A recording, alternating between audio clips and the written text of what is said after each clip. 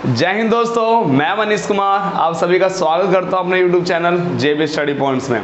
तो कैसे हैं आप सभी? उम्मीद करता हूं आप सभी बहुत ही बेहतरीन होंगे और अपनी पढ़ाई को कंटिन्यू कर रहे होंगे।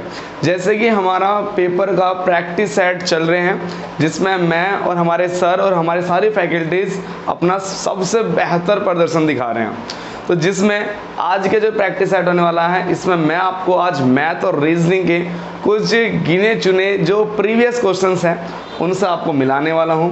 चलिए आगे बढ़ते हैं। आज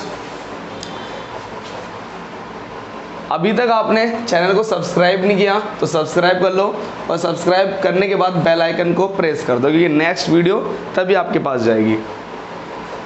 अभी तक आपने प्ले स्टोर पर JB स्टडी पॉइंट्स के नाम से ऐप है, इसको डाउनलोड नहीं किया है तो इसको भी डाउनलोड कर लो, क्योंकि यहीं पर हमारे जितने भी पेड कोर्सेज हैं सभी की इन्फॉर्मेशन यहाँ मिलेगी आपको। चलिए आज का सबसे पहला सवाल लेते हैं। मार्कर चेंज कर लेता हूँ। देखिए ये जो क्वेश्चंस हैं, मैंने क्या बताया आपको, आज जो मैं आपको सवाल कराने वाला हूँ वो आपके मैथ प्लस रीजनिंग होंगे। मैथ के कुछ सवाल होंगे, कुछ रीजनिंग के होंगे, और मैथ के जितने भी सवाल होंगे वो सभी अलग अलग चैप्टर्स होंगे, और रीजनिंग के जितने भी सवाल होंगे वो भी अलग अलग चैप्टर्स होंगे। मतलब सभी के मैंने अलग अलग चैप्टर से क्वेश्चन लिए हैं, सभी अलग अलग चैप्टर से है क्वेश्चंस हैं। तो रीजनिंग में एक टॉपिक है आपका कोडिंग डिकोडिंग, उससे बहुत क्वेश्चन पूछे गए हैं। तो लगभग आज मैंने रीजनिंग के तीनों क्वेश्चन वहाँ से लिए हैं। मैथ के मैंने चक्रवर्ती व्यास से भी लिए हैं, और आपके रेशियो एंड प्रोपोर्शन अनुपात समानुपात से भी लिए हैं क्वेश्चन। तो जितनी भी क्लासेस आ रही है ना, उन सभी क्लासेस में मेरा पूरी कोशिश ये रहेगी कि आपको हर चैप्टर से मिलाऊं, मतलब हर चैप्टर के क्वेश्चंस आपको मैं कराऊं। तो जैसे कि आपका ये क्वेश्चंस है, तो ये क्वेश्चंस किस चैप्टर से है, तो हम कहेंगे ये चैप्टर से आपका रीजनिंग का क्वेश्चन है।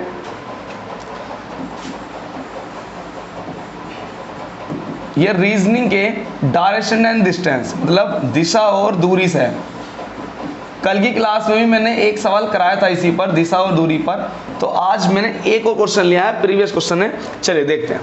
कह रहा है स्मिता अपनी स्कूटी से उत्तर दिशा की ओर प्रस्थान करने के उपरांत, चलिए उत्तर की ओर से करते हैं। तो आप मुझे बताओ, अगर मैं डायरेक्शन बनाऊं तो ये हमारी डायरेक्शन कौन कौन सी, पूर्व पश्चिम, ये सभी आपके दिमाग में चलना चाहिए भाई, उत्तर और दक्षिण। देखो मैं तो लिख रहा हूँ, ये विदाउट लिखकर भी सवाल हो जाएगा। चलिए, तो जो स्मिता है वो उत्तर की ओर दिशा में चलती है, तो चलाओ इसे उत्तर दिशा में चलाओ। अगर नहीं चलेगी तो मुझसे बता देना। इसको उत्तर दिशा की ओर चला दिया हमने। चलने के उपरांत, चलने के बाद कहाँ मुड़ी, बाएं मुड़ी। पहले बाएं मुड़ी। तो आप खुद अपना फोकस यहाँ लगाओ, और फोकस के साथ देखो ये आपका राइट होगा। अगर ये आपका फेस है, अगर ये आपका फेस है और ये आपके हैंड्स है, अगर ये आपका फेस है, ये आपका फेस है और ये आपके हैंड्स हैं, तो आप अपने फेस से सामने देख रहे हो, ये आपका राइट, ये आपका लेफ्ट, तो आपके बाएं मुड़ी। चलिए मुझे नहीं पता कितना चली, क्योंकि क्वेश्चन में दिया ही नहीं, 1 किलोमीटर 2 किलोमीटर कोई नहीं पता। चलिए आगे बढ़ते हैं। फिर कहा पुनः, पुनः मतलब दोबारा बाएं मुड़ी। तो ये जब ये आई तो ये आपका फेस, ये आपका फेस और ये आपके हैंड्स, ये आपका फेस और ये आपके हैंड्स। तो बताओ ये फेस ऐसे इसका, तो इसका ये राइट हैंड, ये इसका लेफ्ट हैंड, तो फिर से वो बाएं मुड़ गई। चलिए इसको बाएं मोड़ दो, इसको बाएं मोड़ दो। चलिए बाएं मुड़कर 4 किलोमीटर गई। तो मतलब ये डिस्टेंस हमें दिए कितना किलोमीटर, 4 किलोमीटर। ये डिस्टेंस हमें बता दी 4 किलोमीटर, ये डिस्टेंस उसने हमें बता दिया। चलिए 4 किलोमीटर गई। अगर, अब यहाँ पर कंडीशन लग गई, कंडीशन अप्लाई। अगर अब वह कौन, स्मिता, अपने प्रस्थान बिंदु से 2 किलोमीटर पश्चिम में है। अगर अब ये जो स्मिता है, ये लड़की जो स्मिता है, ये अपने प्रारंभिक बिंदु से, मतलब प्रस्थान बिंदु से जहां चलना स्टार्ट किया था, ये है इसका क्या, ये है इसका प्रस्थान बिंदु, ये इसका प्रस्थान बिंदु, जहां से इसने स्टार्ट किया था, चलना स्टार्ट किया था। अपने प्रस्थान स्थल से पश्चिम की ओर, बिल्कुल सही है भाई, पश्चिम की ओर है, वेरी गुड। पश्चिम की ओर 2 किलोमीटर है, कितना है भाई, 2 किलोमीटर है। चलिए लिख दिया हम। तो इसने कहा तो उत्तर दिशा में उसने कितने किलोमीटर की शुरुआत यात्रा की। तो बताओ उसने स्टार्टिंग में उत्तर की ओर कितने किलोमीटर चला। देखिए मैंने इस सवाल को पूरा लिख के दिखाया। एक्चुअल में इस सवाल को यदि आप मन में ही सोच लोगे ना, ये मन में हो जाएगा आंसर। मैं सही बता रहा हूँ। डायरेक्शन एंड डिस्टेंस की आपको दिशा की नॉलेज होनी चाहिए, पूरी बेस्ट नॉलेज। आप मेरी बेसिक क्लास देखना जिसमें मैंने ये लेक्चर सिखाए हैं, उसमें मैंने सब आपको नॉलेज सिखा रखी है।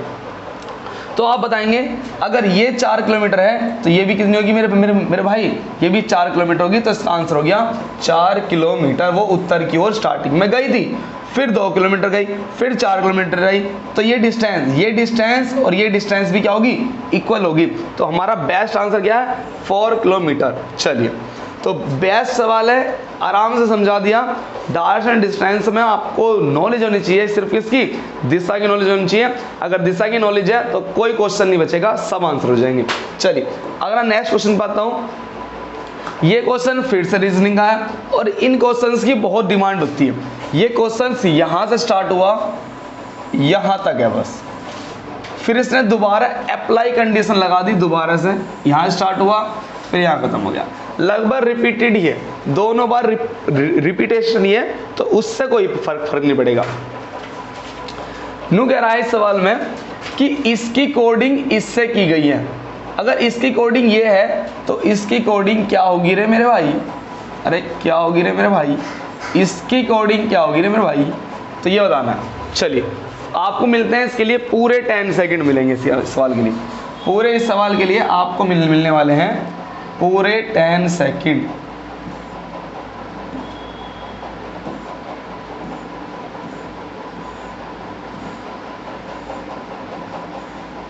$15 सेकंड इसलिए मिलेंगे। चलिए बताइए इसका आंसर स्पीड से, हरी अप।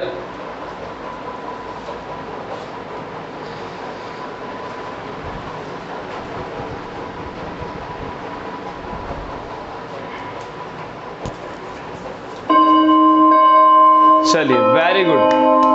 चलिए देखो जिन जिनके आंसर्स आए वो बेस्ट चल रहे हैं बिल्कुल। अब जिनके आंसर नहीं आए वो एक बार चीजों को समझने का प्रयास करना। कैसे प्रयास करना है, आप देखो इन सवालों को एक्चुअल में करने का तरीका क्या है, हम इनकी प्लेस वैल्यू लिखते हैं और प्लेस वैल्यू लिखने के बाद कंपेयर करते हैं। लेकिन आप एक चीज देखो, यहाँ प्लेस लिखने की भी कोई जरूरत नहीं है। वो क्यों जरूरत नहीं है, आप देखो ये सीक्वेंस में ABCDEFGHI, ठीक है, फिर MNOPQR, मतलब हमने देखा कि ये रियल में सीक्वेंस में बस कितना देखो अंतर देखो कितने का, डिफरेंस कितने का। भाई आप लोग क्या होगे, F के बाद O स्टार्ट हुआ, F आता है 6 नंबर पे और O आता है हमारे 15 नंबर पे, तो इनके बीच में डिफरेंस कितने का मेरे भाई, डिफरेंस के बीच में 9 का डिफरेंस। आप G और P में देख लो 9 का डिफरेंस, H और Q में देख लो 9 का डिफरेंस, I और R में देख लो 9 का डिफरेंस। तो बस आपको क्या देखना है, यहां पर भी आपको 9 का ही डिफरेंस बना देना मेरे भाई। तो बनाओ, B आता है दूसरे नंबर पे, तो कितना इसमें ऐड कर दूं, 9 ऐड करने के बाद मुझे यहां लाना पड़ेगा 11, जिसकी स्टार्टिंग होगी किससे बोलो, 11 होगी। 2 और 9 का डिफरेंस, 2 और 11 का डिफरेंस है 9, तो 9 के डिफरेंस के बाद 11 है, 11 पाता है K। अब केस देख लो कौन सा ऑप्शन स्टार्ट हो रहा, ये केस से नहीं हो रहा, ये केस से नहीं हो रहा, तो हमारा ये ऑप्शन और ये ऑप्शन करेक्ट हो सकता है। थोड़ा सा आगे बढ़ो, सी आता है कौन से नंबर पे, 3 नंबर पे, तो 3 और 9 कितने हो जाएंगे मेरे भाई, 12। 3 और 9 कितने हो जाएंगे, 12। तो 12 पे कौन आएगा, 11, 12, 13, 14, तो 11 पे KLMN, ये हो जाएगी सीरीज KLMN। ये D option is my right. तो ये भी क्या हो गया हमारा, गलत हो गया। तो ऐसी 2, 3, 4, 5, ऐसी फिर 11, 12, 13, 14। तो दोस्तों ये एक्चुअल में सवाल जितने होते हैं कोडिंग डिकोडिंग के, ये सभी सवाल ऐसे हैं जो पर्टिकुलर प्लेस वैल्यू लिख के होते हैं, लेकिन ये थोड़ा आसान है, देखने में लग रहा है तो कोई प्रॉब्लम नहीं है। चलिए आया समझ में सभी के, जिसके समझ में ना आया लैपटॉप रखा है, कमेंट कर दो स्पीड से, हरी अप फास्ट। बहुत सिंपल सवाल है, इनमें क्यों टाइम देना ज़्यादा। देखिए आ जाओ, एक और क्वेश्चन रीजनिंग का है, ये भी कोडिंग डिकोडिंग में बहुत फेमस सवाल है भाई, बहुत फेमस सवाल है, कई बार रिपीटेड हो चुका है। नू कह रहा है कि कैट, CAT कैट, अगर कैट की कोडिंग क्या है मेरे भाई, 5322, तो नू कह रहा है कि भैया डॉग की कोडिंग क्या होगी, जल्दी हरी अप इसका आंसर दो मुझे। केवल इसका आंसर जो आपको देना है, केवल आपको इसका आंसर 20 सेकंड में देना है मेरे भाई, केवल 20 सेकंड में इसका मेरे भाई आंसर देना है तुझे। चलिए दे जल्दी फास्ट।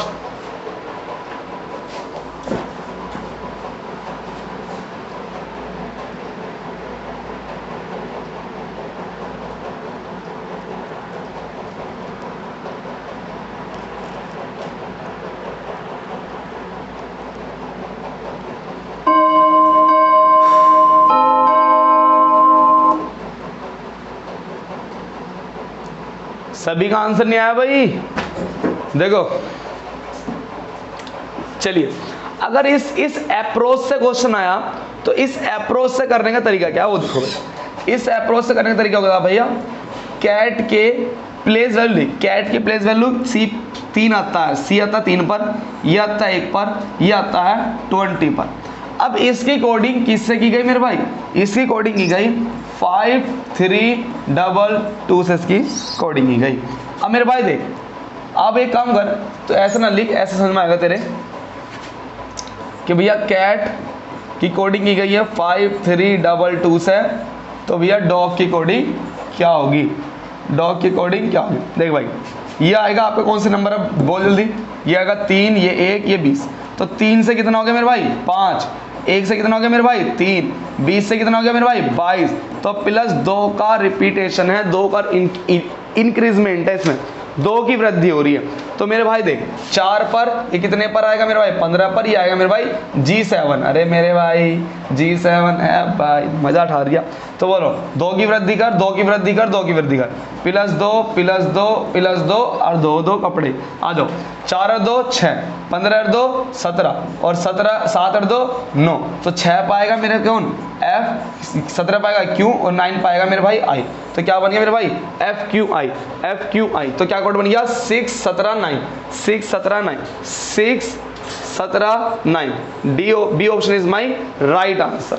चलिए कैसा लगा सवाल, बेहतरीन लगा। चलिए एक सवाल और मिलाता हूँ खतरनाक सवाल से।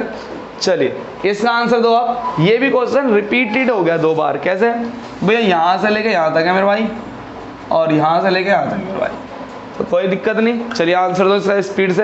आपको केवल एक को ही सोल्व करना है, दूसरे को नहीं सोल्व नहीं करना, वो कि रिपीट हुआ वो दोबारा। तो इसका मुझे आंसर दो जल्दी से। इसका आंसर के लिए आपको मिलेंगे पूरे 20 सेकेंड। देखिए हमारे ना प्रैक्टिस जर्नी में सबसे बड़ा रोल निभाती है हमारी प्रैक्टिस।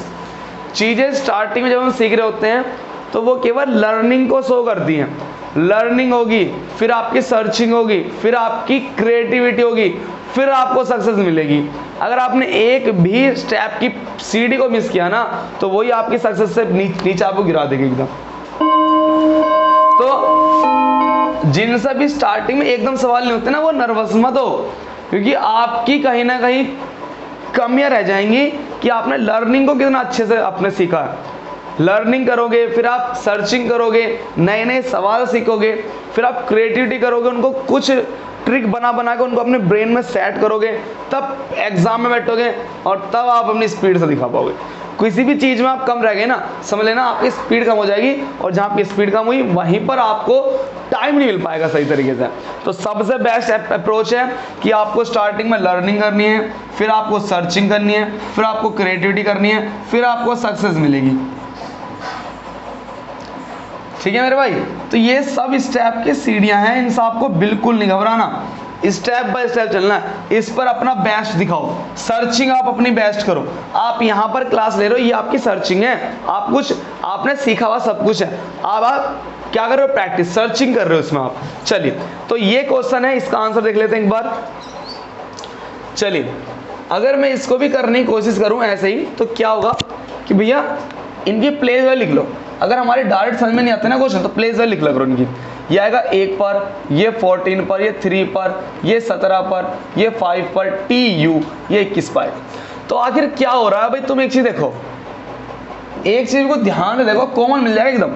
1 के बाद क्या आया 3, 3 के बाद क्या आया 5 और 5 के बाद क्या है मेरे भाई रिपीटेशन देख, 1 के बाद 2 आया, 2 जुड़ गया, 3 के बाद 5 आया, 2 जुड़ गया, 5 के बाद 2 जोड़ दें तो मेरे भाई ये सीक्वेंस बन रही है, इसमें 2 प्लस हो रहा है तो जोड़ कितना आ जाएगा मेरे भाई 7, और 7 किस बात का है मेरे G7, क्या आएगा मेरे भाई G7, तो G से स्टार्ट हो रहा है मेरे भाई, ये हो रहा तो ये मेरा आंसर हो गया, खत्म। और सीख ले चाहे 14 से क्या है मेरे भाई 17, 17 से क्या है मेरे भाई 21, कितने की रिपीटेशन हो रहा, 14 से 17 आया, कितने का जुड़ा 3 जुड़ गया, 17 से 21 हुआ 4 जुड़ गया 4, अब कितना जुड़ जाएगा मेरे भाई 5 जोड़ दें, क्या जोड़ देना 5 3 4 5 5 जोड़ दें और कितना आ जाएगा मेरे भाई 21 और 5 26, 26 पे क्या आता है मेरे भाई जेड आता है, तो क्या बन जाएगा मेरे भाई जी और Z, G Z is my right answer, G Z is my right answer. तो कुछ सवालों में नहीं है, बस मेन यह है आपकी प्रैक्टिस कि आपने कितनी अच्छी प्रैक्टिस कर रखी है। चलो नेक्स्ट क्वेश्चन में बढ़ता हूँ, एक और क्वेश्चन पर चलिए आ जाते हैं, ले चलूँ तुम्हें मैथ की दुनिया में, चलिए आ जाओ। अब चलेंगे हमारे मैथ के सवाल, 2-3 सवाल हैं मैथमेटिक्स के, और ये किसका है आपका नंबर सिस्टम का सवाल है। तो नंबर सिस्टम में से एक क्वेश्चन लिया हमने छोटा सा, देखते हैं इसका आंसर कौन देता है। मिलते हैं आपको पूरे इसके लिए 15 सेकेंड। चलिए भाई स्पीड से फास्ट आंसर दो इसका। ये सवाल वे हैं निगाहों में होने वाले सवाल हैं। चलिए बताओ इसका आंसर।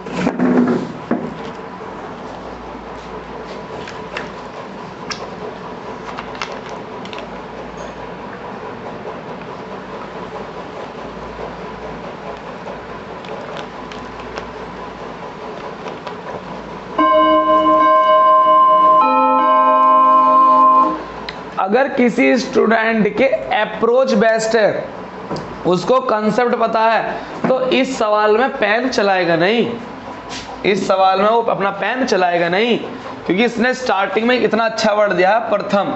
क्या कह रहा है प्रथम 22 प्राकृतिक संख्या है। प्राकृतिक संख्याओं को बोलते हैं नेचुरल नंबर, और नेचुरल नंबर क्या होते हैं मेरे भाई, नेचुरल नंबर वे होते हैं जो अपने साधारण जीवन में यूज करते हैं, 1 2 3 4 5 6 डैश, ये सभी। मैं थोड़ा और आगे तक ले लेता हूँ, 6 7 8 9 10 11 डैश, तो ये सब क्या मेरे नेचुरल नंबर जो हम गिनते हैं, ठीक है। अगर मैं कह लूँगा यहाँ पर बोर्ड कितने आप कहेंगे, एक बोर्ड है, तो आपने स्टार्ट किया 1 से, ये नहीं कहा यहाँ कुछ भी नहीं है, 0 का यूज नहीं करोगे मेरे भाई, आ जाओ।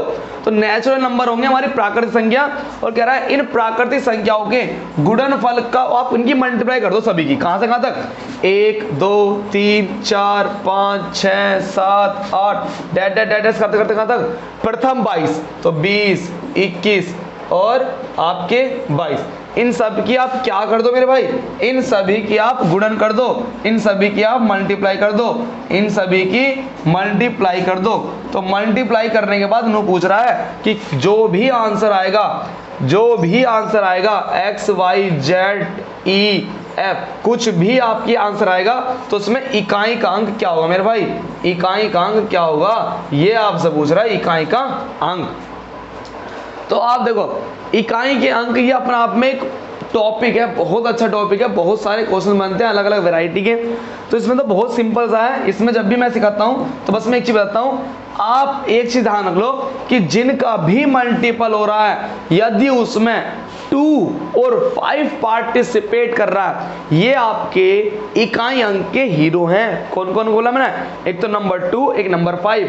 अगर किसी इकाई के अंक में 2 और 5 ने पार्टिसिपेट कर लिया तो 2 और 5 की मल्टीप्लाई क्या बना देता है मेरे भाई 10, और इकाई का अंक क्या दे देता है मेरे भाई 0, इकाई का अंक क्या देता है मेरे भाई 0। अब मुझे बताओ 2 और 5 ने तो मिलकर दे दिया 10, अब तुम इनकी किसी की भी मल्टीप्लाई कर लो, मैंने कहा कुछ भी आगे ले, 2 3 5 9 4 1 ये आ गया।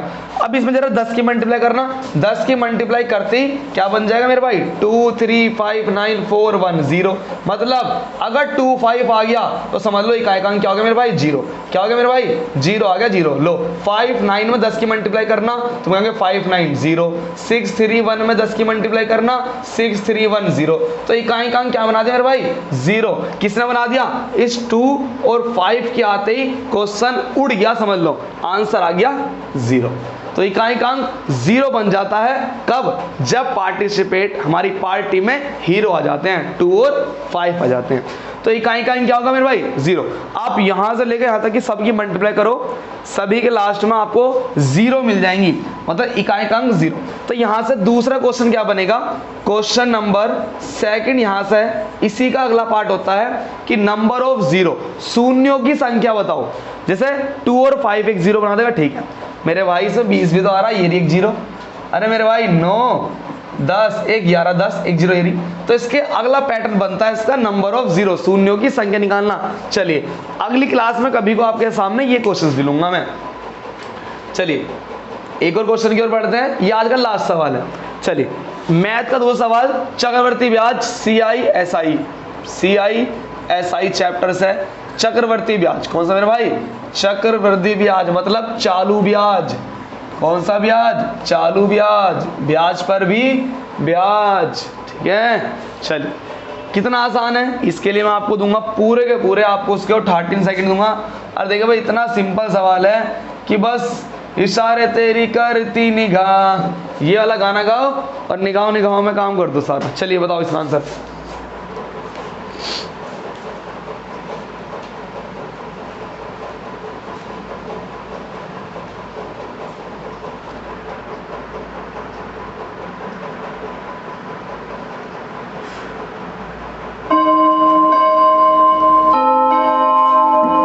चलिए जी देखो इसका आंसर।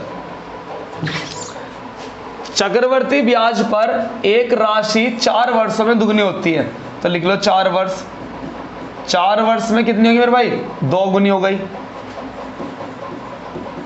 तो नू कह रहा है मेरे भाई यह राशि कितने वर्षों में 8 गुनी हो जाएगी।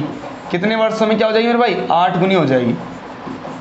कितने वर्षों में पूछ रहा है, यहाँ टाइम पीरियड दे रहा है। देखो इस सवाल को पहले मैं सिंपल अप्रोच से ही बता देता हूं। देखो 4 वर्षों में दुगनी हो गई, तो देखो चक्रवर्ती मतलब ब्याज पर भी ब्याज ब्याज ब्याज ब्याज लेगा। स्पीड से, इतना स्पीड से धन बढ़ता है, बड़ी स्पीड से। तो बोलो 8 वर्ष में कितना गुना हो जाएगा मेरे भाई? तुम क्या भैया 4 गुना हो जाएगा। 4 8 12, 12 वर्ष में क्या हो जाएगा मेरे भाई? कितना हो जाएगा? 2 का डबल हो गया 4, 4 का डबल हो जाएगा 8 गुना। तो लो सिंपल अप्रोच, मतलब इसने कहा पैसा जो हो रहा है ना वो 2 गुना बढ़ रहा है, 2 गुना हो जाता है, 2 गुना। और 2 गुना का मतलब 2 का 2 गुना 4, 4 का 2 गुना 8, इस तरीके से 2 दूनी 4, 4 दूनी 8, 8 दूनी 16, 16 दूनी 32, ऐसे बढ़ेगा पैसा। लेकिन साधारण ब्याज में कभी ऐसा होगा ही नहीं। साधारण ब्याज में कभी ऐसा नहीं होने का मेरे भाई, साधारण ब्याज में कभी नहीं होने का। चलिए तो लगभग मैंने आज आपको सवाल करा दिए हैं, बहुत अच्छे अच्छे क्वेश्चंस लिए मैंने। तो आज ही क्लास में जितने भी क्वेश्चंस हुए हैं इन सभी की आप एक बार दोबारा से प्रैक्टिस कर लेना।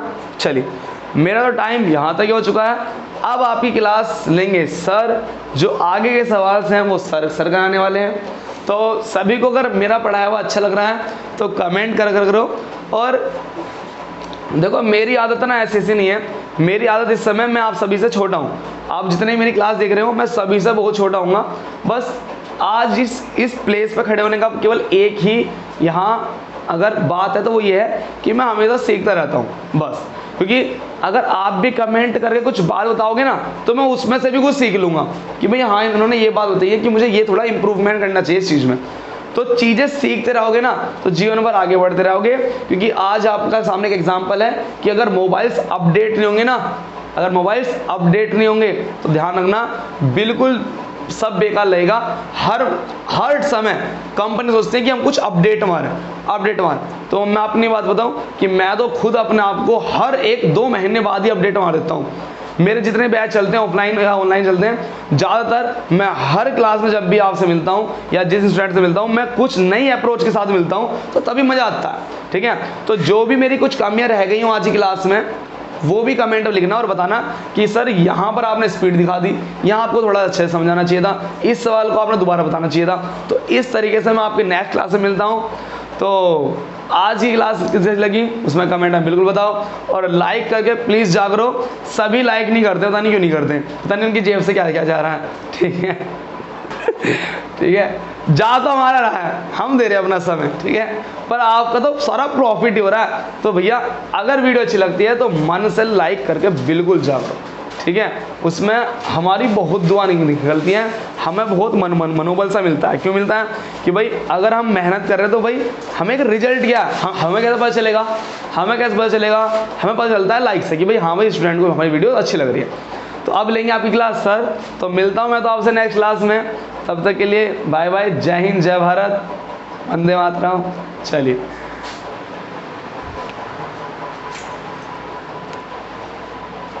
नमस्कार दोस्तों, JB स्टडी पॉइंट के YouTube चैनल में आपका बहुत बहुत हार्दिक स्वागत है।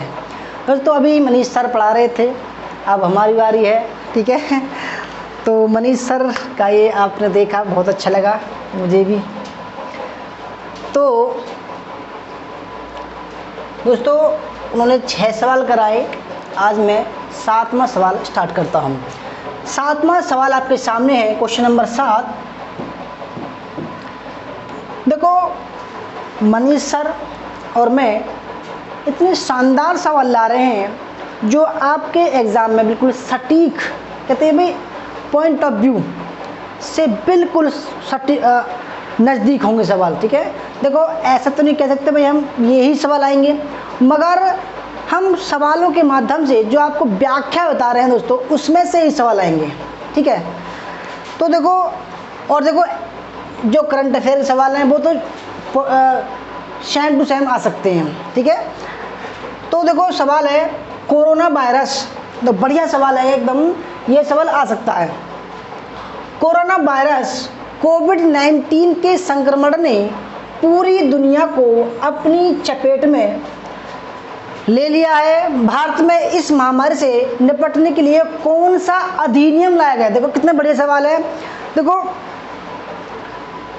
कि भाई जब महामारी एक्ट के तहत जितने हमारे भारत में ना जाने कितने लोगों पर मुकदमा लगाए गए, तो कौन से महामारी एक्ट के द्वारा वो मुकदमे लगाए गए थे, ठीक है। तो कोविड-19 एक्ट था, वह जो एक्ट है वो किस विधेयक में है, ठीक है। तो आपके सामने 4 ऑप्शन है, 5, 1861, 93, 95, 87 और 2020। दोस्तों भारत सरकार ने एक एक्ट बनाया जो खतरनाक बीमारी होती हैं, ठीक है, जो खतरनाक बीमारी होती हैं जिनका तत्काल समाधान नहीं होता है, जैसे कि प्लेग है, हैजा है, ठीक है, कुपोषण है, और कोरोना वायरस को उसमें शामिल किया गया है।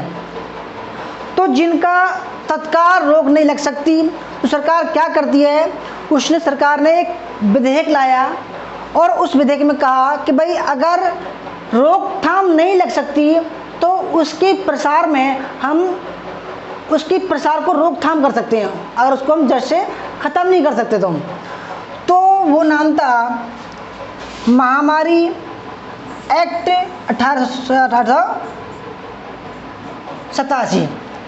इस समय एक विधेयक आया 87 का, जिसके तहत खतरनाक बीमारी को के प्रसार को रोकने की जो है बात कही गई है। देखो तो महामारी अधिनियम 1887 के द्वारा कोविड-19 के संक्रमण ने, ठीक है, तो समझ रहे होंगे, ठीक है।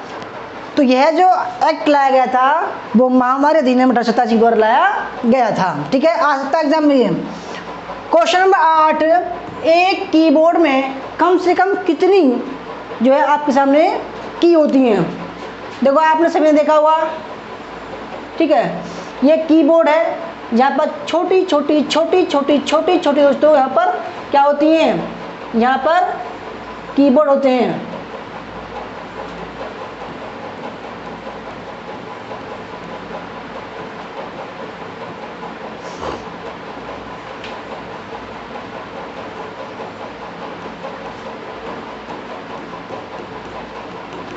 ये कीबोर्ड है, सवाल ये आ चुका है इसलिए महत्वपूर्ण है। दोस्तों एक कीबोर्ड में कम से कम कितनी की होती हैं सभी को पता होना चाहिए। और देखो जब मैंने भी एग्ज़ाम दिया था ये सवाल आया था, ठीक है, मगर मैंने उस समय दोस्तों गलत आंसर दिया था, परंतु आपको नहीं देना है आपको सही देना है। यहाँ लिख रहा है 121। तो एक कीबोर्ड में कम से कम 100 या 101 की होती है, ठीक है, जिसमें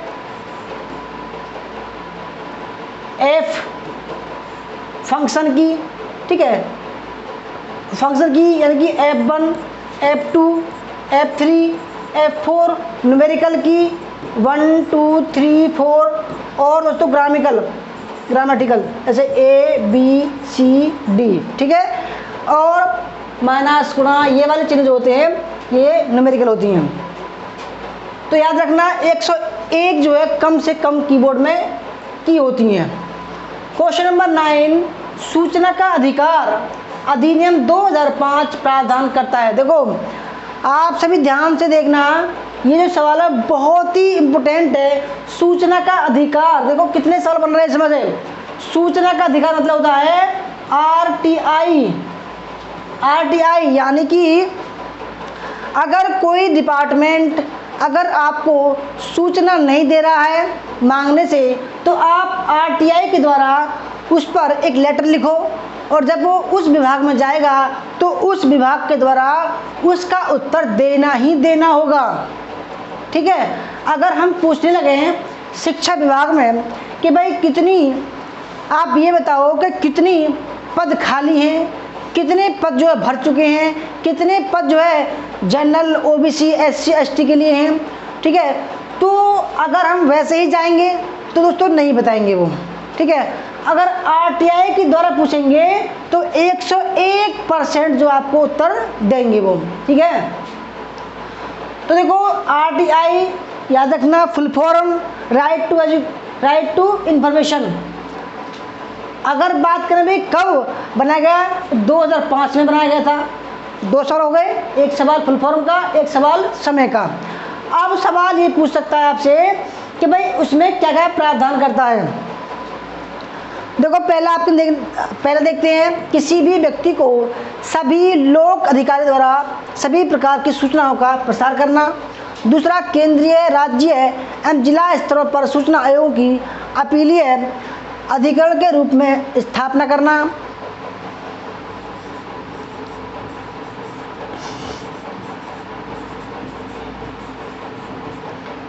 तीसरा है लोक अधिकारियों में पारदर्शिता एवं जवाबदेहिता।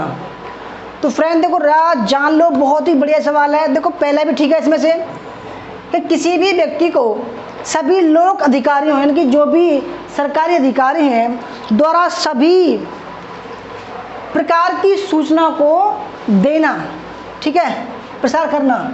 अगर नहीं करता है तो आप आरटीआई से पूछो कि आपने क्यों नहीं किया, वो जवाब देगा। दूसरा भी ठीक है, केंद्रीय, राज्य एवं जिला स्तरों पर सूचना आयोग की अपीलीय अधिकरण के रूप में स्थापना। हर एक विभाग में दोस्तों आरटीआई एक विभाग होगा अलग, ठीक है, जो आंसर देगा। तीसरा भी ठीक है, लोक अधिकारियों में पारदर्शिता, यानी कि ऐसा ना हो भ्रष्टाचार हो। अगर कोई भी गड़बड़ पाई गई, ठीक है, आरटीआई में झूठ बोला तो विभाग का कर्मचारी फंसेगा वो, ठीक है। तो option number D right answer हो जाएगा। बहुत ही शानदार सवाल है और ये सवाल आ सकता है। क्वेश्चन नंबर 10, gip.jp.bpm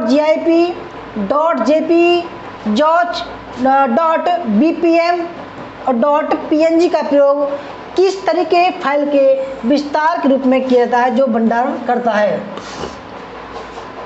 भंडार मतलब स्टोर, ठीक है।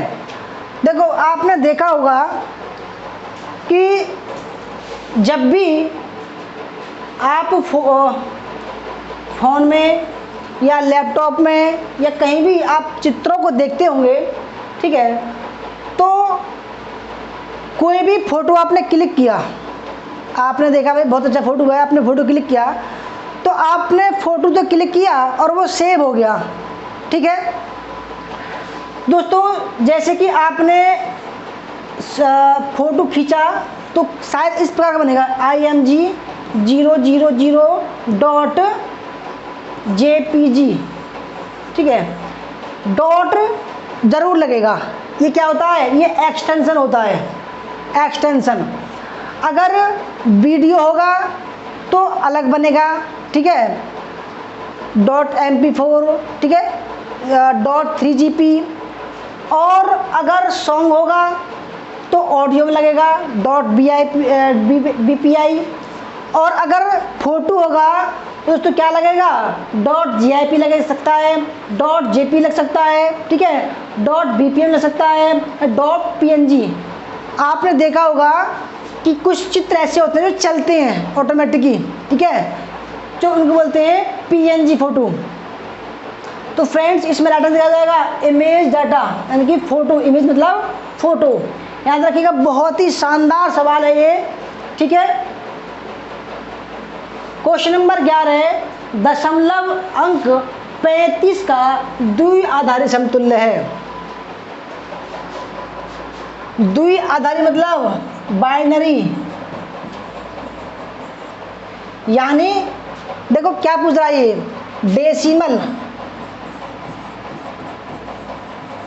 डेसिमल टू बाइनरी पूछ रहा है ये, ठीक है। अब सवाल आपके सामने ये भी बनेगा कि डेसिमल से बाइनरी कैसे कन्वर्ट करते हैं। हमारे ग्रुप के बच्चे बार बार पूछ रहे थे कि डेसिमल और बाइनरी क्या होता है। तो दोस्तों डेसिमल का मतलब है 1, 2, 3, 4, 5, 6, 7, 8, 9, ये जो संख्या है वो डेसिमल है। अगर बात करें बाइनरी की तो 0 और 1 ये दो संख्या बाइनरी हैं, ठीक है। अब क्या करना है, 35, ये देखो 3 और 5 मिलकर बना है, ठीक है। तो 35 का जो दशमलव संख्या है उसको बनाना है बाइनरी। तो कैसे बनाएंगे? देखो आपको सिंपल, कुछ ज़्यादा नहीं करना। देखो आपको ये संख्या लिखनी है 35, ठीक है। अब इसको क्या करना है, 2 से भाग करना है, ठीक है भाई। 17 दूनी 34 हो गया, तो 2 यहाँ लिखो, 2 और 17 दूनी 34, ठीक है। और जो शेष बचा कहाँ लिखना है? जो शेष बचा वो लिखना है दोस्तों यहाँ पर। क्या बचा? 1 बचा, उसको रहने दो, ठीक है। अब 17 को 2 से भाग करो तो 8 दूनी 16, क्या बचा? 1 बचा, 1 से यहाँ लिख दो, ठीक है। उसके बाद में अब 8 को 2 से भाग करो तो 4 दूनी 8, क्या बचा? 0 बची, ठीक। उसके बाद 4 को 2 से भाग करो तो 2 दूनी 4, क्या बचा? 0 बची। अब 2 से अगर 2 का दोस्तों डिवाइड करेंगे क्या बचेगा? 0 बचेगा। तो 2 एकम 2, 1 दूनी 2। तो सवाल का आंसर आपके सामने है। आपको क्या करना है? देखो दोस्तों, नीचे से ऊपर तक जाना है, ठीक है। यानी कि जो 1 है, 1 लिख लिया, फिर 0, ठीक है, क्योंकि दोस्तों यहाँ भी 0 बची। देखो 1 दूनी 2, शेष कुछ नहीं बचा, तो 1, फिर 0, फिर 0, फिर 0, फिर 1, फिर 1। ये आपका आंसर है। कितना सिंपल है भाई, आपको बस 2 से गुणा भाग करना बस केवल, ठीक है। तो राइट आंसर जाएगा ऑप्शन नंबर फर्स्ट। कितना सिंपल है, आप करके देखिएगा, ठीक है। आप करके देखो, आपको मैं होमवर्क दे रहा हूँ कि भाई आप जो है 42 का द्विआधारी यानी कि बाइनरी करके दिखाना, ठीक है। आप जो है कमेंट करके बताइएगा 42 का बाइनरी क्या होता है, ठीक है। आइए क्वेश्चन नंबर 12 है, अनुसंधान प्रक्रिया में ... का केंद्रीय महत्व है। आपके सामने 4 ऑप्शन है, चिंतन स्तर, बौद्धिक स्तर, नैतिक स्तर या इनमें से कोई नहीं। दोस्तों अनुसंधान होता है री और सर्च, यानी कि पहला अगर काटें इसको तो री माने दोबारा, ठीक है, सर्च माने शोध, ठीक है, दोबारा शोध, कोई भी, ठीक है, दोबारा शोध यानी कि लगातार करने वाला शोध। अगर कोई एक्सपेरिमेंट फेल हो रहा है उसको छोड़ना नहीं है, उस पर दोबारा करना कि भाई कमी क्या रह गई, ठीक है, इसलिए उसको रिसर्च बोलते हैं। तो जो रिसर्च होता है दोस्तों वो कैसा व्यक्ति करता है, जो स्वतंत्र रूप से सोचता हो, वो तर्कवादी हो, ठीक है, और जिसमें कुछ कर गुजरने की क्षमता हो, हार मानने वाला ना हो। ऐसा ना हो दोस्तों एक बार अगर एक्सपेरिमेंट फेल हो गया, अरे मैं नहीं कर रहा ऐसा, मेरे बस की नहीं है, ऐसा नहीं होना चाहिए दोस्तों, ठीक है। अगर फेल होता है एक्सपेरिमेंट, अरे इसको करके मानूंगा, ठीक है, इस तरीके की दोस्तों सोच होनी चाहिए आपकी। तो देखो जो स्वतंत्र हो, खुले दिमाग से सोचता हो, तर्कवादी हो, हिम्मत हारने वाला हो, ठीक है, बौद्धिक हो, पॉजिटिव हो, नेगेटिव नहीं हो, ठीक है, और वस्तुनिष्ठ हो, दोस्तों पक्षपाती नहीं हो, ऐसे लोग जो है एक गुड अच्छा रिसर्च करते हैं। तो फ्रेंड्स जब इस तरीके की जो वार्तालाप जो शामिल होती हैं वो होती हैं चिंतन स्तर में। कौन से स्तर में? चिंतन स्तर में। चिंतन, अगर देखो चिंतन की बात करें शिक्षण में, टीचिंग में, तो ये सबसे उच्च स्तर है, ठीक है। ये सेकेंडरी लेवल का है और जो प्राइमरी लेवल का है वो होता है स्मृति लेवल। ऐसा ना हो कि भाई किसी ने बुक में से याद कर लिया और सेंटेंस छाप दिया। स्मृति स्तर में होगा, है ना, आप मैंने बताया था आपको कल कि स्मृति स्तर क्या है? कंठस्थ कराना, याद करवाना, ABCD 1 2 3 4 1 2 3। तो ये दोस्तों याद करने वाली प्रक्रिया नहीं है। बौद्धिक क्या है? जब समझता है, यानी दिमाग पर जोर कम डालता है, केवल याद करा हुआ है, करता है काम। दोस्तों ये भी गलत हो जाएगा, ये भी गलत हो जाएगा। क्या हो जाएगा? चिंतन स्तर, बिल्कुल स्वतंत्र दिमाग सोचने वाला इंसान हो। क्वेश्चन नंबर 16, विचार गोष्ठी आयोजन के उद्देश्य हैं। विचार गोष्ठी मतलब सेमिनार। आप सभी में सेमिनार किए होंगे, ठीक है। क्या होता है सेमिनार में? एक टॉपिक होता है, एक होता है टॉपिक, ठीक है। माना कि टॉपिक का नाम है कोविड-19 महामारी, ठीक है। तो क्या होगा? कुछ एक्सपर्ट बुलाए जाएंगे, कुछ एक्सपर्ट बुलाए जाएंगे दोस्तों, ठीक है। वो उस टॉपिक पर बात करेंगे। अगर कोई स्टूडेंट या कोई भी टीचर उस पर अपने वार्तालाप, अपना जो है शोध करना चाहे तो वो जो है प्रेजेंट करेगा, ठीक है। तब लास्ट में एक निचोड़ निकलेगा कि भाई इसका उद्देश्य ये है कि हमको ऐसे करना है, हमको अपने छात्रों को ऐसे बताना है, ठीक है। तो विचार गोष्ठी आयोजन के जो उद्देश्य हैं वो क्या है? ज्ञानात्मक उद्देश्य, भावात्मक या AB या कोई नहीं। तो दोस्तों देखो आप सभी जानते होंगे ज्ञानात्मक क्या होता है? ज्ञान में वृद्धि करना, और जो टॉपिक होगा वो ज्ञान हमारा बढ़ाएंगे ना कि घटाएंगे। तो पहला भी ठीक है। और देखो कॉग्निटिव यानी कि भावनात्मक भी जुड़ा होना चाहिए, वो टॉपिक भावनात्मक भी जुड़ा होना चाहिए। तो क्या होगा? पहला भी ठीक है, दूसरा भी ठीक है, ऑप्शन नंबर C का आंसर हो जाएगा। ये सवाल आ सकता है। क्वेश्चन नंबर 14, शोध सदैव है। दोस्तों शोध जो होता है वो सदैव किस प्रकार का होना चाहिए?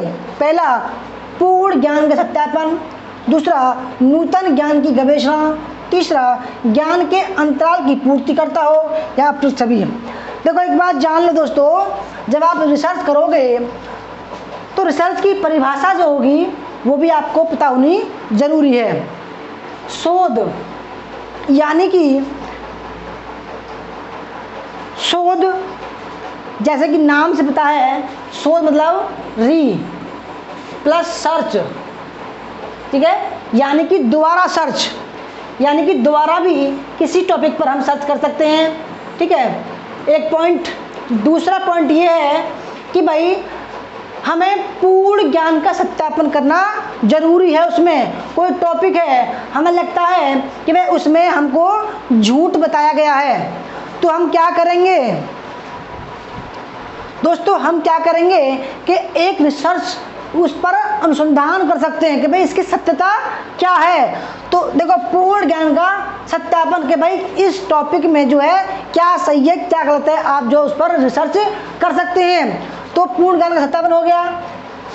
नूतन ज्ञान की गवेषणा, यानी कि दोस्तों जितनी गहराई से आप उस टॉपिक पर, कोई भी टॉपिक पर अध्ययन करोगे वो उतना ही अच्छा होगा।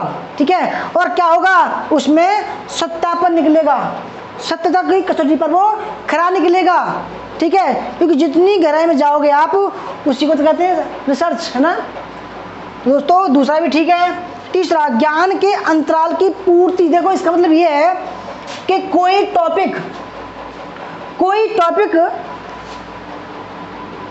हमने 1990 में किया, कोई टॉपिक पर रिसर्च जो है 1990 में किया, ठीक है, और वो थोड़ा अटपटा साबित हुआ, किसी बच्चे ने या किसी प्रोफेसर ने उस पर रिसर्च किया और वो जो है ज़्यादा कारगर नहीं हुआ। अब क्या चल रहा है, 2022 चल रहा है, ठीक है।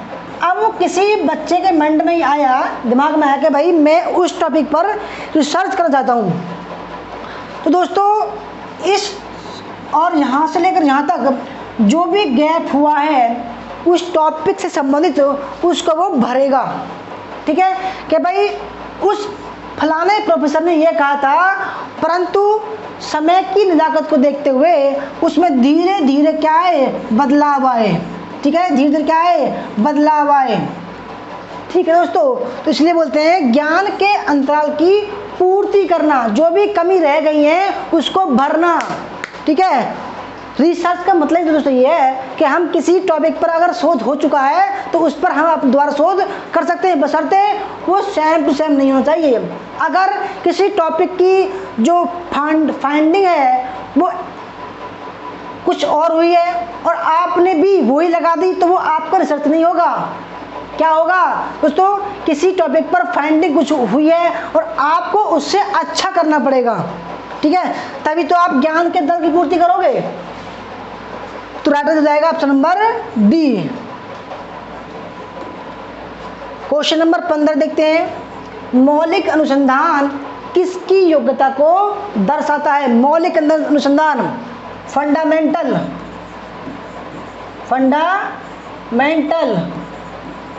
रिसर्च। फंडामेंटल रिसर्च किसकी योग्यता को दर्शाता है? बहुत ही बड़े सवाल है। पहला है नए आदर्शों का संश्लेषण, दूसरा नए सिद्धांतों की स्थापना, तीसरा अनुसंधान की विद्यमान सामग्री का मूल्यांकन करना, ऑप्शन नंबर 4 विद्यमान विभिन्न शीर्षकों पर उपलब्ध साहित्य का अध्ययन करना। मौलिक दोस्तों कहते हैं भाई ये मौलिक है, ये बिल्कुल प्योर है। ठीक है, तो उस केस में हम क्या करते हैं, उस केस में दोस्तों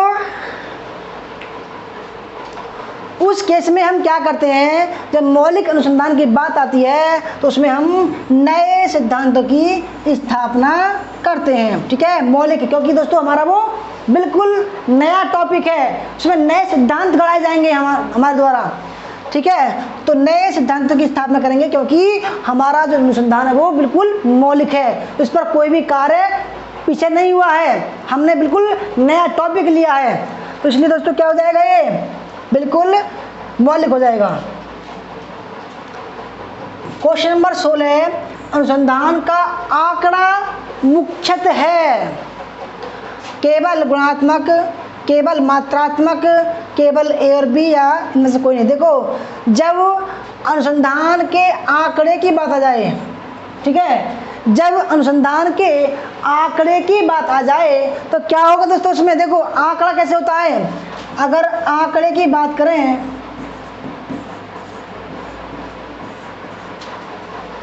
तो देखो अनुसंधान में एक तो होगा क्वांटिटेटिव ठीक है। क्वांटिटी मतलब होता है मात्रात्मक, ठीक है। और एक होता है क्वालिटेटिव, क्वालिटेटिव यानी कि गुणात्मक, यानी कि किसी शोध में क्या क्वालिटी है, कितनी मात्रा है उसकी, ठीक है। यानी कि भाई आंकड़े की बात करें तो उस आंकड़े की कितनी मात्रा ली हमने, या भाई अगर कोई भी प्रयोगशाला में, ठीक है, हमें किसी केमिकल की ज़रूरत है 50 ग्राम की, ठीक है, 50 ग्राम की ज़रूरत है। अगर हमने उसकी मात्रा ले ली 100 ग्राम तो क्या होगा दोस्तों, एक्सपेरिमेंट फेल हो जाएगा, ठीक है, क्योंकि हमें ज़रूरत है 50 ग्राम की। और होता है गुणात्मक, यानी कि जो आंकड़े हमें प्रस्तुत किए हैं वो गुणात्मक कितनी अच्छाई से लिए गए हैं, ठीक है। तो याद रखिएगा गुणात्मक और मात्रात्मक, option number C right answer हो जाएगा। 17वां सवाल, शोध प्राक्कलन का शब्द होना चाहिए, सतर्क, सधा हुआ, विनीत या सभी, ठीक है। शोध प्राक्कलन, प्राक्कलन यानी कि इसका नाम है रिसर्च। देखो कभी कभी ऐसा होता है कि हिंदी के वर्ड हमें समझ में नहीं आते हैं तो मैं इसको क्या करता हूँ, एस्टीमेट। अब लगा लो आप कि एस्टीमेट क्या होता है, यानी कि पूर्वानुमान। देखो पूर्वानुमान, मैं इसको इतना आसान से बताऊंगा। पूर्वानुमान, देखो आपके घर में कोई फंक्शन होता है, कोई शादी होती है, कोई भी कार्य होता है, कोई भी कार्य XYZ इस दुनिया में, तो क्या करते हैं कि भाई शादी में मोटा मोटी कितना खर्च होगा, भाई 8 लाख हो जाएगा जी, भाई 10 लाख खर्च हो जाएगा। तो क्या बोलते हैं इसको, एस्टीमेट बोलते हैं। यार ये बताओ एस्टीमेट कितना बैठेगा शादी में, कोई कार्य में एस्टीमेट कितना बैठेगा, कोई व्यापार खोलो यार उसमें एस्टीमेट कितना बैठेगा। तो दोस्तों एस्टीमेट या पूर्वानुमान, ठीक है। अगर आप पढ़ाई कर रहे हो, आप रिसर्च कर रहे हो, ठीक है, तो आप एक पूर्वानुमान लगाओगे कि भाई उस रिसर्च में कितना खर्चा होगा। भाई उस रिसर्च में लगभग मान लो भाई 1 लाख रुपये खर्चा हो जाएगा, 1 लाख रुपये खर्च हो जाएगा। तो क्या है, ये जो एस्टीमेट है उसको बोलते हैं प्राक्कलन, ठीक है। तो दोस्तों अब इसी एस्टीमेट को हम अपने शब्दों में परोते हैं, ठीक है। इसी प्राक्कलन को हम क्या करते हैं, अपने शब्दों में परोते हैं कि भाई मैं कहाँ से मैंने चीज़ ली है, ठीक है। तो प्राक्कलन का शब्द होना चाहिए सतर्क, बिल्कुल, सधा हुआ, ठीक है, विनीत होना चाहिए कि भाई किसी को धन्यवाद देना है, और कहते हैं भाई समराइज, समराइज भी मान सकते हैं इसको हम। तो शोध प्राक्कलन का शब्द होना चाहिए, क्या होना चाहिए, एक भाई इस चैप्टर में हम ये करेंगे, इस चैप्टर में हम ये करेंगे, इस चैप्टर में हम ये करेंगे, तो पूर्वानुमान है। जब हम चैप्टर को लिखते हैं उसमें कुछ और भी हो सकता है ना, तो जब उसको बोलते हैं प्राक्कलन, ठीक है। शोध रिसर्च मतलब पूरा जो हमारा शोध है उसका एक प्रारूप बोल सकते हैं, प्रारूप। तो राइट आंसर हो जाएगा option number D. Question number 18 है, एक उत्तम केस स्टडी की कसौटी है। दोस्तों शोध में क्या होता है, कोई शोध में जब हम केस स्टडी करते हैं, केस स्टडी, ठीक है, आप जानते होंगे भाई CBI है ना, क्राइम ब्रांच है, तो क्या करते हैं वो केस को स्टडी करते हैं। कोई भी केस हुआ, ठीक है, माना कि भाई मिड डे मील ले लिया, मिड डे मील, इसमें देखा जाए शिकायत आ रही लगातार कि भाई फलाने स्कूल में भोजन में कमी कर रहे हैं, फलाने स्कूल में भोजन में छिपकली निकल रही है, फलाने स्कूल में बच्चे खा के बीमार हो गए। तो दोस्तों क्या करेगा सरकार, एक कमेटी बनाएगी, भाई देखो भाई क्या ये शिकायत ठीक है या गलत है। तो फ्रेंड्स उसको बोलते हैं शोध में केस स्टडी, केस स्टडी बोलते हैं उसको, ठीक है। तो एक उत्तम केस स्टडी की कसौटी क्या है? पहला, गुप्त प्रलेखन, सत्यता, प्रदत्तों मतलब क्या होता है, डाटा की पूर्णता एवं वैधता या उपयुक्त सभी। दोस्तों देखो, जब हम कोई भी केस को स्टडी करते हैं, ठीक है, तो माना हमारी कमेटी में 4 मेंबर हैं हमारी टीम में, तो उन चारों को ही पता होना चाहिए केवल बस, जब तक हम अपना शोध पत्र या कोई भी रिपोर्ट जो है प्रस्तुत नहीं कर देते। तो देखो उसमें क्या होगा, गुप्त प्रलेखन भी होगा, ठीक है, सत्यता भी होनी चाहिए दोस्तों, ठीक है। ऐसा ना हो हमने रिपोर्ट प्रस्तुत कर दी और उसमें झूठ बोल दिया कि भाई इसमें नहीं, ऐसा नहीं है, झूठ बोल रहे हैं वो लोग। दोस्तों उसमें सत्ता भी होनी चाहिए। तीसरा, डाटा की पूर्णता एवं वैधता, जो भी हमने डाटा दिया है अपने रिसर्च में वो उसकी दोस्तों वैलिडिटी होनी चाहिए, वो वैध होना चाहिए। तो ऑप्शन नंबर सी भी ठीक है। तो इस हिसाब से option number D right answer हो जाएगा। क्वेश्चन नंबर 19, मुदालियर आयोग, माध्यमिक शिक्षा आयोग बोलते हैं इसको, की स्थापना कब हुई?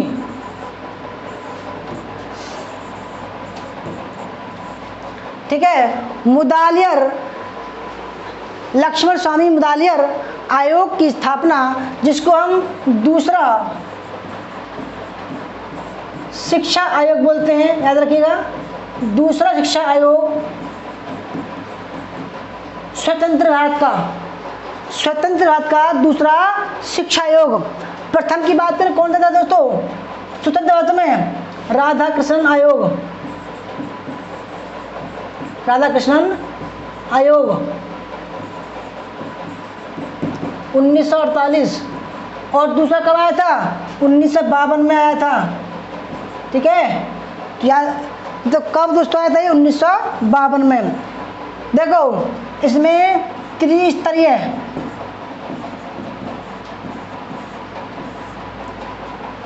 स्नातक स्तर की बात की गई थी, ठीक है, माध्यमिक शिक्षा की बात की गई थी, ठीक है। और ये इसकी अनुशंसा पर जो दोस्तों यूजीसी की स्थापना की गई थी, यूजीसी की स्थापना इसी की अनुशंसा पर की गई थी। तो राइट आंसर है option number C. Question number 20, +2 +3 यानी कि 12-3-15 शैक्षणिक संरचना को परिकल्पित किया है। पहला है कोठारी आयोग ने, सिन्हा कमेटी ने, राष्ट्रीय शिक्षा नीति 86 ने, या अखिल भारतीय तकनीकी शिक्षा परिषद ने। देखो दोस्तों इसकी फुल फॉर्म में देखिए, कभी ऑल इंडिया काउंसिल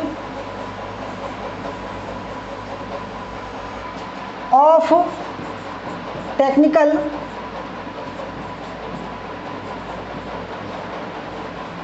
एजुकेशन, ठीक है। तो +2 और +3 शैक्षणिक संरचना को परिकल्पित किया था। बहुत ही बढ़िया सवाल है, ठीक है। ये क्या था, कोठारी आयोग ने। दोस्तों कमेंट करते रहो। और देखो कभी कभी आता है कि कोठारी आयोग जो है वो कब आया था, तो 1964 में आया था और 66 में ये इसकी रिपोर्ट प्रस्तुत की गई थी। तो याद रखिएगा कोठारी आयोग 10 +2 +3 के लिए परिकल्पित था, ठीक है। दोस्तों कमेंट करते रहो, क्लास अच्छी लग रही हो तो लाइक कर दो, शेयर कर दो, ठीक है। राष्ट्रीय शिक्षा दिवस कब मनाया जाता है? बहुत ही बड़ी सवाल है। देखो, जब हम शिक्षा की बात करते हैं तो हमें यह भी पता होना चाहिए कि राष्ट्रीय शिक्षा दिवस, भाई देखो शिक्षक दिवस की बात करें, शिक्षक दिवस की बात करें तो 5 सितंबर, ठीक है। और राष्ट्रीय शिक्षा दिवस की बात करें तो कब मनाया जाता है? कमेंट करिए आप सभी जल्दी। 5 नवंबर, 11 नवंबर, 14 नवंबर या 25 नवंबर?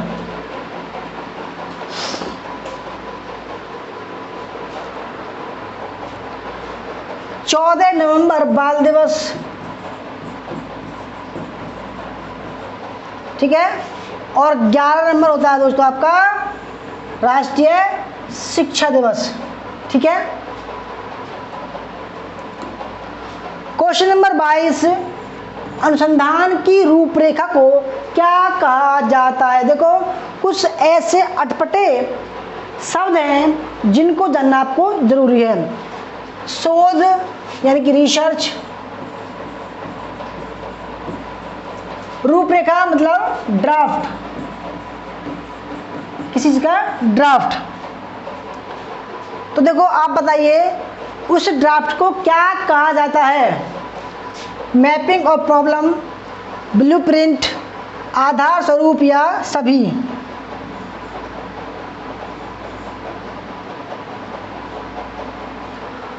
तो फ्रेंड देखो, कोई भी काम करने से पहले आप क्या करते हैं, उसका ड्राफ्ट बनाते हैं, ब्लूप्रिंट बनाते हैं, प्रॉब्लम ऑफ मैपिंग बनाते हैं, ठीक है।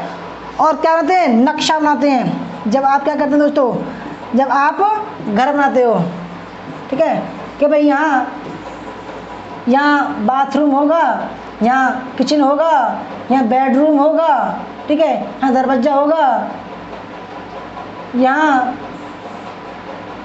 गेस्ट रूम होगा। तो दोस्तों तब जो है आप क्या करते हैं, उस पर अपना घर बनवाते हैं। तो इसी प्रकार अनुसंधान में रूपरेखा भी होती है, ड्राफ्ट होता है कि भाई मैं क्या क्या करूँगा, है ना, किस तरीके से मैं डाटा कलेक्ट करूँगा, कहाँ कहाँ जाऊँगा, किस सीमा तक मैं काम करूँगा, ठीक है। तो एक ड्राफ्ट बनता है, तो उसको बोलते हैं मैपिंग ऑफ प्रॉब्लम, ब्लूप्रिंट, आधार स्वरूप या। तो ये हो गया ऑप्शन नंबर डी, ये सभी को जो है रूपरेखा बोलते हैं, option number D. Question number 23, आधुनिक मैसेजिंग एप्लीकेशन असिग्मा को किसने लॉन्च किया है? बहुत ही बढ़िया, मोस्ट इम्पोर्टेंट है, ये सवाल आ सकता है। भारतीय सेना, DRDO, इसरो या रिलायंस समूह? देखो कभी कभी DRDO की क्या पूछता है, DRDO की फुल फॉर्म पूछता है। इसरो याद रखिएगा, इसरो की भी दोस्तों फुल फॉर्म आपसे पूछ सकता है।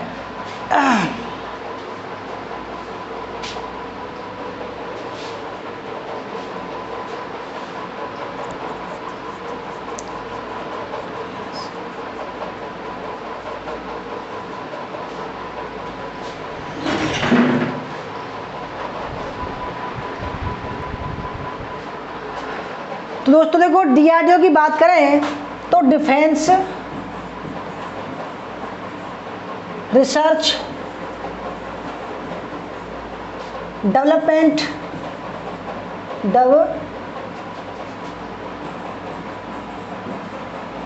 ऑर्गेनाइजेशन।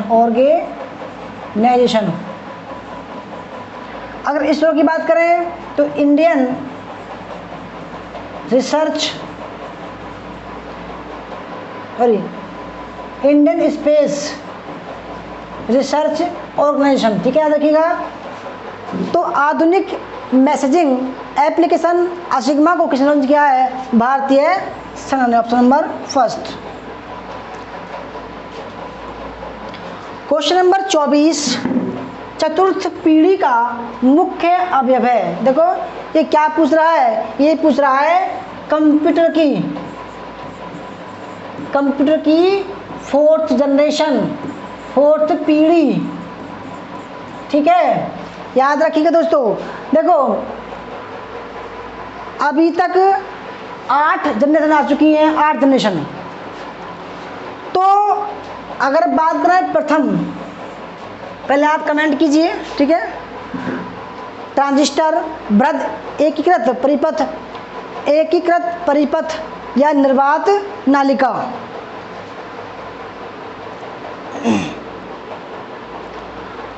जो प्रथम पीढ़ी का जो कंप्यूटर था दोस्तों, वो वैक्यूम ट्यूब, यानी कि इस तरीके से एक पंप था, पंप को दबाते थे, ठीक है, हाथ से या पाँव से, तो उसको बोलते हैं वैक्यूम ट्यूब या निर्वात नालिका। ये क्या था, ये प्रथम पीढ़ी का,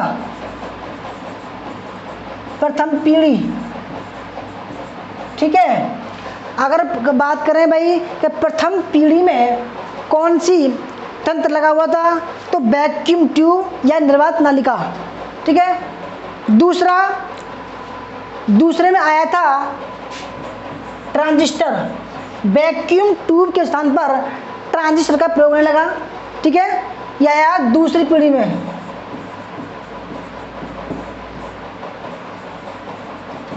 अगर तीसरी पीढ़ी की बात करें तो आया था आईसी, आईसी यानी कि integrated circuit, IC, third generation.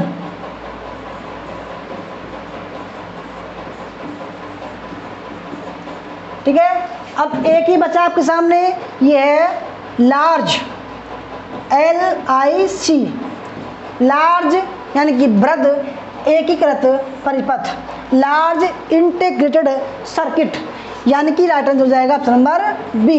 ये चतुर्थ पीढ़ी का मुख्य अवयव है बड़ी आईसी, आईसी बोलते हैं ना, आईसी, तो यह है बड़ी आईसी, वृहद एकीकृत परिपथ, option number B. Question number 25, हाल ही में आर्मी रिपोर्ट के अनुसार भारत और कौन सा देश जलवायु परिवर्तन के प्रति सर्वाधिक संवेदनशील है? बड़े सवाल आ सकता है। बांग्लादेश, पाकिस्तान, नेपाल, श्रीलंका।